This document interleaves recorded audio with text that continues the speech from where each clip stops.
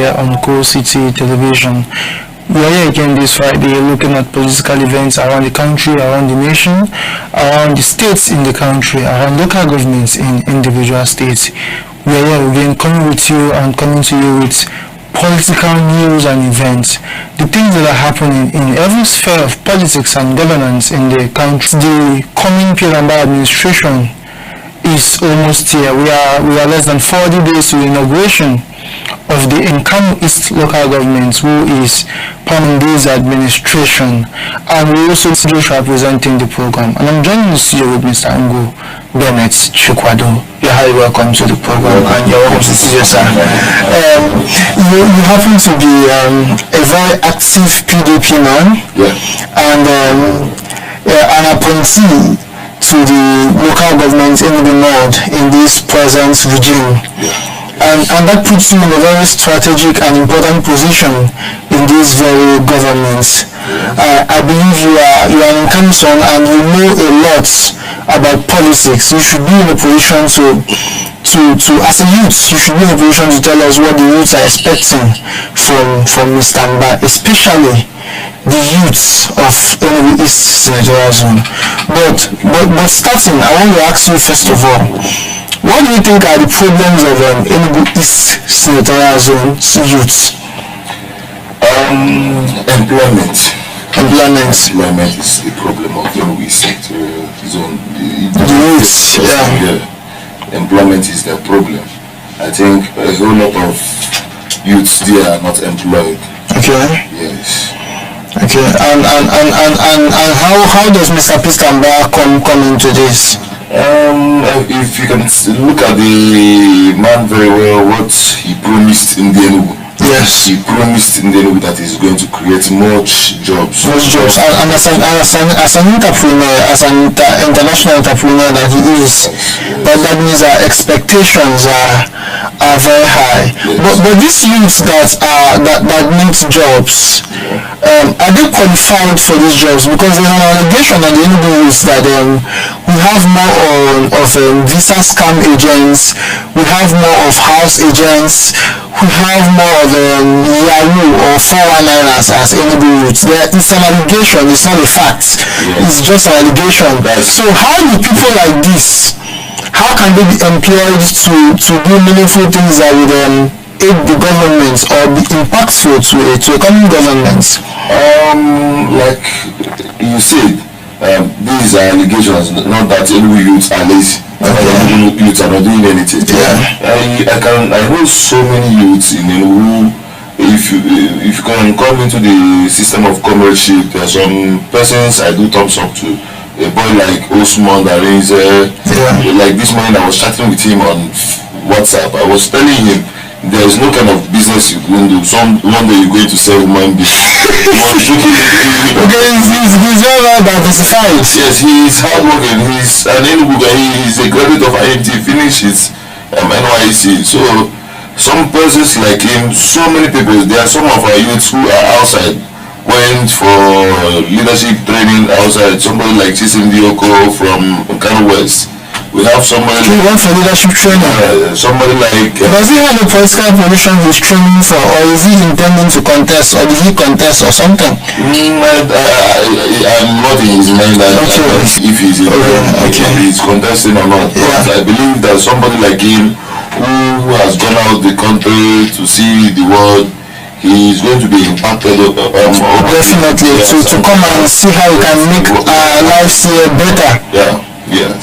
Okay. On things like this, did the present government, the old Fani administration, did they sponsor him or did they help him achieve that feat? No, the young guy is a very hard-working guy. I know he sponsored himself. Okay, sponsored himself for that. Yes. That means he has intentions to lead the people. But apart from leadership and politics, there are less than 70 political elective positions, or less than 50 even. We just have House of Assembly, Senate, and a few others. Appointed positions should be less than 52. So the total number of people that should be in governments directly in Enugu State should be less than 150. This has a space just for less than 150, and then being elective, I mean from party politics and all that. how is this government going to really impact these youths to engage them so that they should have something legal, something legitimate, something that can appear on their ID cards? Because you can't really write visa agents. You can write it, but it seems like a scam job. You can't write Yahoo boy on your visa agents. You might be able to find a way to put that you are a house agent or a realtor, but there should be other qualifications, because the people that do this realtor business, most of them are not engineers, most of them are not surveyors, but the fact that there are no jobs in the states, they find themselves doing these kind of jobs, and at the end of the day it turns back on the society, because we pay very exorbitant amounts to access accommodation in Enugu states. In the states where minimum wage is barely enough, in the states where you find people earning 20k a month, and house rents for a single room self-con is over 250k, agent fee comes to almost 100k, which is a problem. And this is because the youths are not engaged. If they have other things doing, if they are very busy with office work, they might not have time to go into agency. In Anambra, this agency thing is a thing that comes to surprise, but we find many people that almost every youth is a house agent, is a land agent. This is because people are finding means of surviving. So as a thing of expectation, apart from water, apart from if the government can look into light, we need human capital development, especially with employing people, especially with the government that could make youths more employable, especially the government that could give jobs, could employ these employable youths they are making.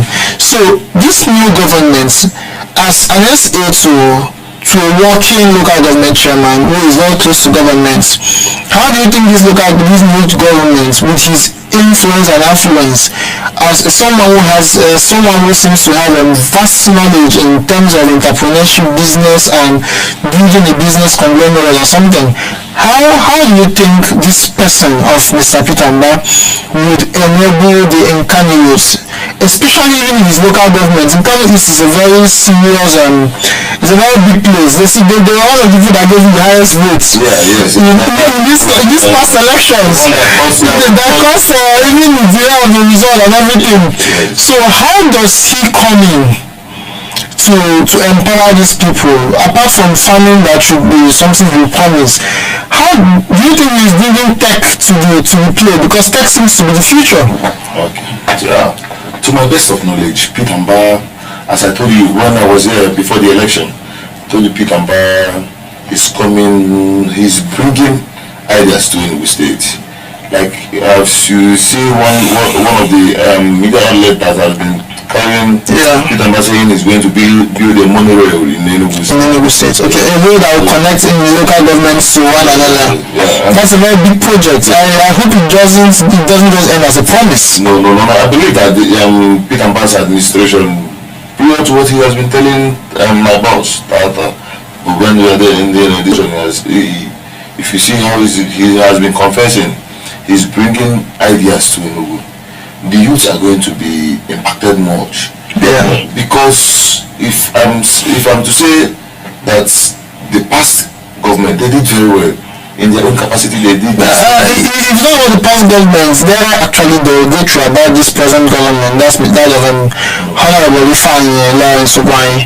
I'm not trying to be derogatory, but it seems the people of Enugu State are looking forward to a new government.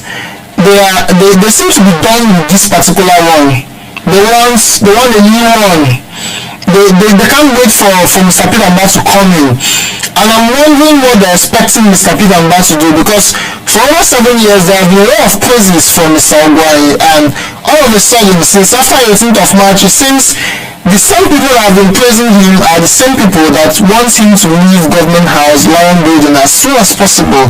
They want a paradigm shift. They want a new man in play.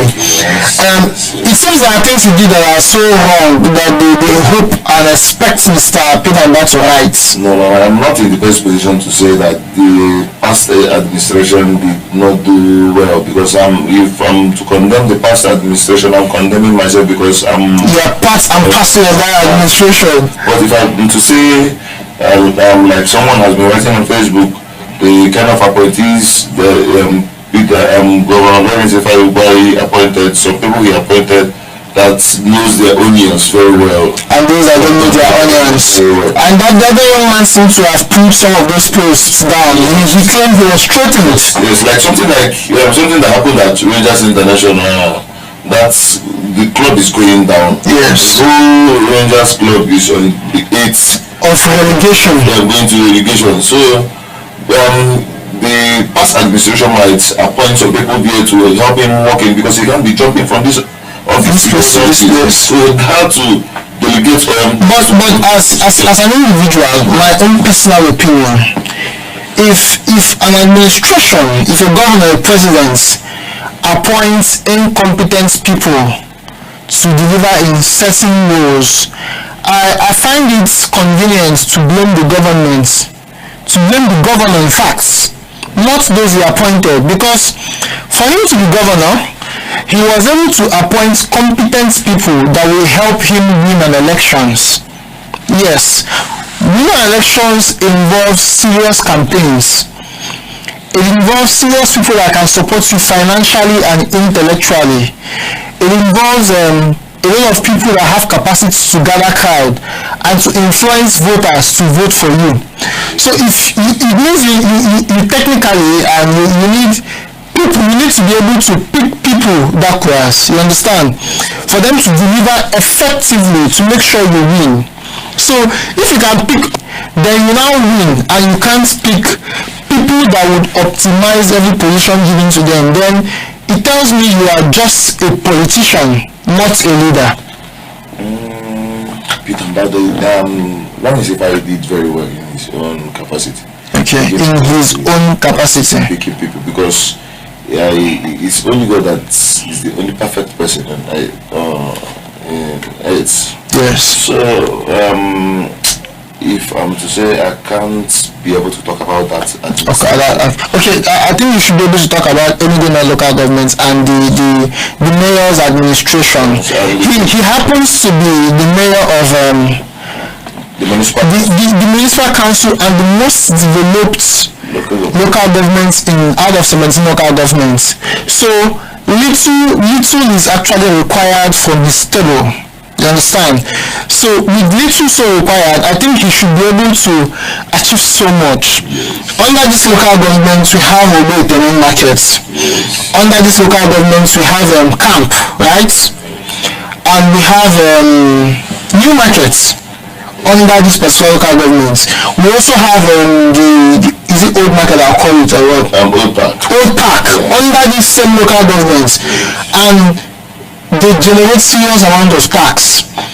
KK's people pay serious amount of tax to this particular local government. And in terms of federal allocation, this local government is one of the local governments that gets up to 200 million naira monthly. Okay. And they seem to be so developed too, because the state governments primarily builds these local governments.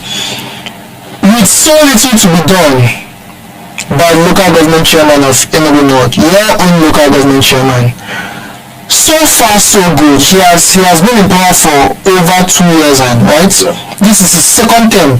He's one of the very few persons that have been fortunate enough to have the privilege to go second term under the platform of the PDP as local government chairman.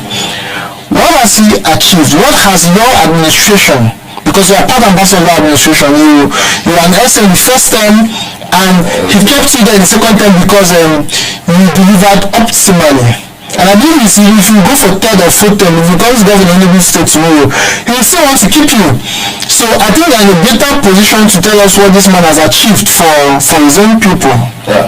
So as you should know that local government is the lowest place the common man should visit and access. So I think in this administration that the local government, my own local government, or Bemeka Onoze's local government, has achieved so much. Okay, achieved. I like you to classify achievements. I don't want the basic things we need in this Enugu State achievements. And I will also add water, because we are in a municipal local government, and we seem to be the people complaining so much about water. in these 4 areas, what has Mr. Oninze actually done for his own people? Honorable Barrister Peter Mark promised us water in 180 days. Okay, in 180 days. What has Tata been able to do in almost 3 years? Okay. That you know there is some things the local government can we do Can't do. things they can do. But I believe local government could produce could provide boreholes at least. This Enugu North is a municipal and a developed area. This what happened in the last election when we were going for campaign. Someone was telling that if it's you that is contesting, that he won't have reasons to Vote for him, fight against you or do what, that he won't be arguing with you on if he's going to vote for you, that he has seen what you have achieved in this little post you are in and what you're going to achieve when you get the higher post. Like the continuous government, like if I say government is a continuous process. Yeah. So we have this platform, a Facebook platform, that Enugu North local government. If you can go there, that place is accessible. If you can go there, you will see a lot of things we have achieved. Can you list out some for me, please? I can list some. There is this road about 3 kilometers road at Aguawa in Peninsula where he's doing. There is another road he is doing at Afana. Okay, okay. And he has made sure, security is the basics of. It's the basics, yeah. So he has been making sure he has been putting street. Yeah, okay. Around the areas, okay. And like human infrastructure. If I'm to say Tata is very, very perfect on that. Have people been getting scholarships? So many of them. Okay. So many people that have been paying their school fees. Okay. Some old widows will come around demanding 1 naira, 2 naira. Some people will come around saying that they need like 10,000 to pay off this thing. I've been with him when a woman came around saying that she needs 10,000 naira to pay for something. What he told the woman is to go get a business, bring up a business idea, let me support it. It's not up to 2 weeks. The woman came out with a business idea. He throws out some money to the woman. Is that woman not his relative? I don't know, related just from the local government. From the local government. If I'm to say Tata is the most accessible local government chairman. No, I would accept that. He's a very, I would say, very humble. He's one of the most humble local governments chairman. Even the last administration, when he was in his first term, because there was a time I saw him at, I don't know, roundabout. He was taking a call alone. Yes. No security guard, no one, and he dressed like just one of the people. And I was eating and I watched him break KK and enter just like it was overseas. Because we don't expect such things in Nigeria. Let me tell you something. If you want to talk about humility, Tata is humility himself. When you talk about lowering yourself down, Tata is that in economy. If I'm to say, I'm very, very proud of him. The way he has helped so many people. And the other time there was an issue at Holy Ghost, the market. There was no elections. There was no elections in the market in his first term. That was somewhat 221, 222 if I'm right. Yes, 221. And there was a lot of complaints about him not handling it enough, about him not being capable of conducting elections. And that was a big minus for him and his administration. No. Let me tell you something. That's period that's Ogbete Market. Ogbete Market has been having this conflict between themselves. If I'm to say, Tata is the person that brought peace to that market. Okay. He is the only chairman, as those people have been testifying, the only chairman that has brought them back together for a very long while. A local government chairman that pays electricity bill of the ones they were owing, the market people selling their have been owing for some years. A local government chairman that came, brought unity there. If you can go to a better market, you will be seeing Anambra traders jamming together, Imo traders coming together, all of them and harmonizing. He's one thing that I called, how would I just put it? That is An epitome of peace. epitome of peace. But he's not perfect, because in the last gubernatorial elections, Taba he's a local government chairman under the magnanimity of the PDP. He's a PDP man, as so as you. And I'm sorry to say, if he has done this magnificence, if he has been this capable, why was it so difficult for him to deliver his local governments? I'm coming. Okay. Because the PDP in Enugu North, the House of Assembly seats was lost. The House of Reps member lost in Enugu North. The senatorial candidates of PDP lost in Enugu North. The governorship candidate of PDP lost in Enugu North. The presidential candidate of the PDP, Mr. Atiku Abubakar, lost in Enugu North. If the Enugu North chairman was so capable, he was so loved, he has achieved so much, why was it so difficult to be able to convince his people to vote the PDP?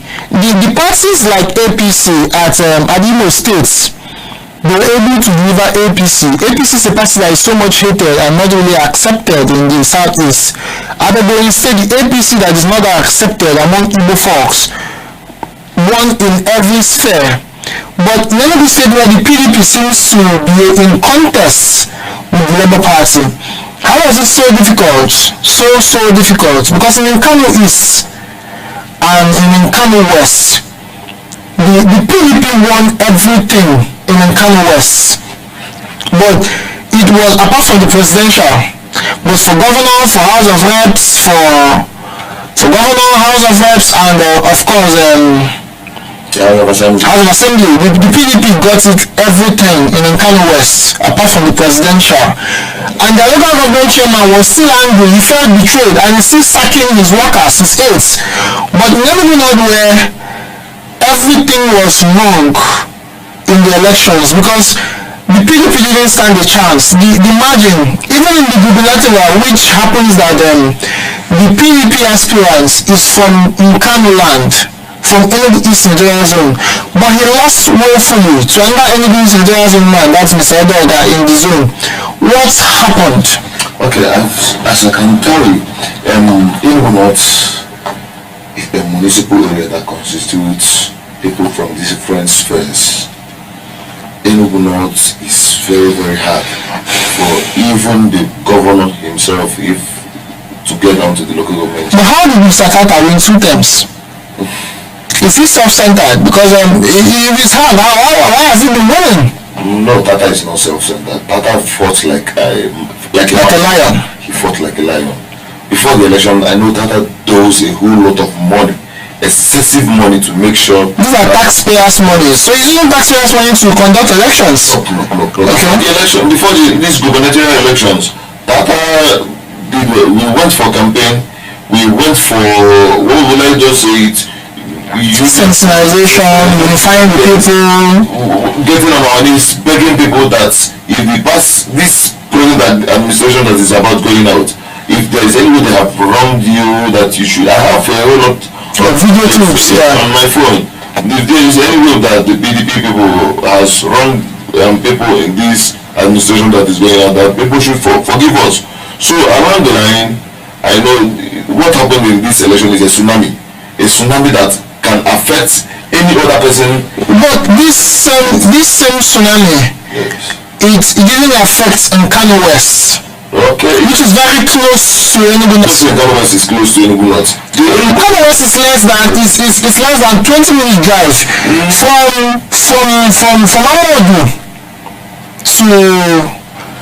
from Amodu to as far as okay, that's Enugu South. From Amodu to a place like Holy Ghost. Not even Holy Ghost, Albertina. It's Enugu North. That journey, that road is very carved. So that journey will take less than 20 minutes. Yeah. And Amodu is in Nkanu West. This is when I go far to that. Okay. That place that's from Amodu to this place you're talking about, if it was not built very well by the Chimaroke's administration, that place will not be up to that 20 minutes drive. All Sullivan's administration. That means Ugwai didn't do that. Ugwai did so much. Ugwai didn't do that. Yes, Ugwai did so much. People were complaining that this administration didn't favor them very well. You know, P2B, Saga, people were... It's not just P2B, Saga. You know, there are some things people look at. I'm one person that has supported Ugwai's administration because I believe that people should find a way to have a seat at the table rather than throwing stones on those at the table. But being realistic, the truth is that there are some things that would happen and you begin to question if Ugwai really did well. Things like Ugwai didn't have to come out to sit on a seat in front of the camera to endorse Mr. Peter Mbah. But Sullivan Chime had to do that based on the elections. So it begs a question. It poses a threat. It makes people to wonder, is it that Sullivan Chime, who has led almost 9 years ago, is it that he has more acceptance than Governor Lawrence Ifeanyi Ugwuanyi? It begs that question. Is it that he did more? Because if governance is continual, then if I move from 1 to 5 and you move from 6 to 10, I think the people should be more relating to you that moved from 6 to 10 than me that moved from 1 to 5. Because what you did from 6 to 10 should be more glaring and it should be open than me that moved 8 to 9 years ago from 1 to 5. So it brings that question, was this regime, did they really get it right? It comes again when that young man on Facebook was trying to point out the people that rubbished, according to him, that rubbished this present administration. It begs that question. This competent governor, how come he was able to get incompetent people who would handle very critical places in power? We had the overhead bridges at Holy Ghost, at Mayor, at Gariki. These projects consumed a lot of money. Till today, nobody uses them. You understand me? And there have been a lot of complaints about infrastructure, about human capital development.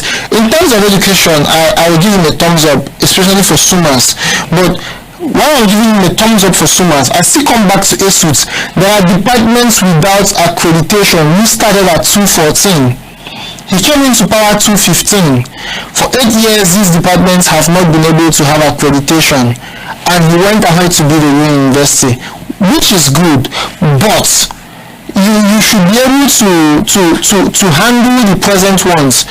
The Chimaroke's conference center that was ignored by Sullivan's regime, it's still in play. It's still wasted land, wasted building, wasted resources. And there are allegations that there was a time that about 2 billion naira was given by federal government for the completion of that project, which is, as of today, not done. I won't say the governor didn't do it, but maybe, just maybe, he awarded the contract to somebody who didn't do it, an incompetent person. And if he didn't do it, it's a problem. If he awarded the project to an incompetent hand, it's a problem, because every politician should have it as a duty to be able to appoint or get competent hands to handle viable projects. If I'm to say, like I told you earlier before, I can't just say anything about Ugwuanyi's led administration. I can only speak very well much on my present administration, being Honorable Emeka Onoze's administration. Yeah. Emeka Onoze has done very perfect in his own capacity. He has shown the people what leadership is all about. He did an open door policy where everyone is included. So Ugwuanyi's administration did very well in their own capacity. I'm expecting more from the incoming Peter Mbah administration. Like I told you, government is a continuous process. So Peter Mbah will continue from where he stopped. So the things he didn't do very well, Peter Mbah will do it very well. The things he did very well, Peter Mbah will continue from there. So if I'm to say, I'm not going to divert to to what he has done or what he has not done.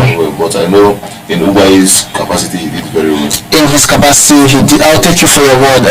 At this juncture, I think we are coming to the end of the program. What are your last words?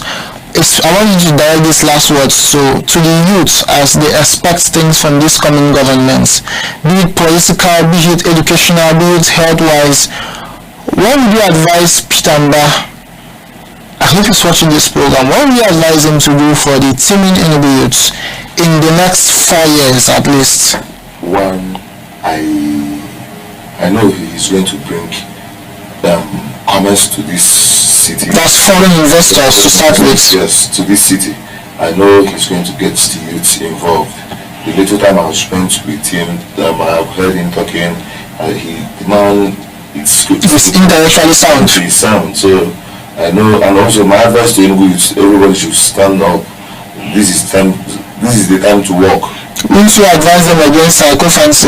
No, these are not. No, but I think it's time they find a way to stop that because the psychophancy is at the highest. This is not the government of greatest global or government of collecting 5 million naira and disappear from It seems like we got 5 million naira and disappear from this present government. So the government has been giving people 5 million naira. Wow. I won't say much about that, but I think that everybody should work. Look for something to do. Look for something to stand yourself firm. This government is not going to look at anybody's face. Like this government is coming with a truckload of Umpiawas. Yes, this government is coming to war and to work with the serious people. With serious people. Okay. Thank you so much. Dear viewers, we have come to the end of the program today. Of course, it was a political roundtable here on Coral City Television. We are appreciating you for joining us on the program, and we are telling you, especially the team and Enugu youths, to stay steadfast as we expect and unveil the Peter Mbah administration come 29th of May 2023. We are about 39 days to that day, and I know expectations are very, very high, but as you're expecting, you as a youth should equip yourself for what is to come so that you won't be left behind. Thank you so much for joining us. I'm Wafu Joshua, and I was running the program with Mr. Ungu, or Honorable Ungu Bennett Chikwado. We say thank you and have a very, very good evening. Goodbye.